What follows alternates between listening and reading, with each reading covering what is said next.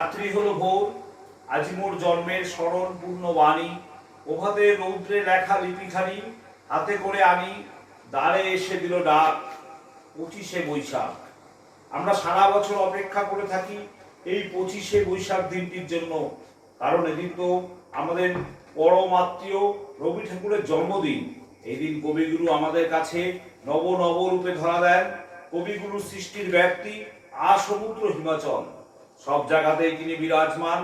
আমাদের জীবনের প্রতিটা মুহূর্তে কবিগুরুকে আমরা পাই, তার স্থান তো আমাদের অন্তরের অন্তঃস্থলে। তিনি তো আমাদের আত্মার আত্মীয়। আজ কবিগুরুর 165তম জন্মদিনের শুভক্ষণে আমরা বলাকা বাড়ির তরফ থেকে ছোট্ট একটা কবি প্রণামের আয়োজন করেছি, তারই রচিত কবিতা ও গানের মাধ্যমে। আমার মুক্তি আলোয়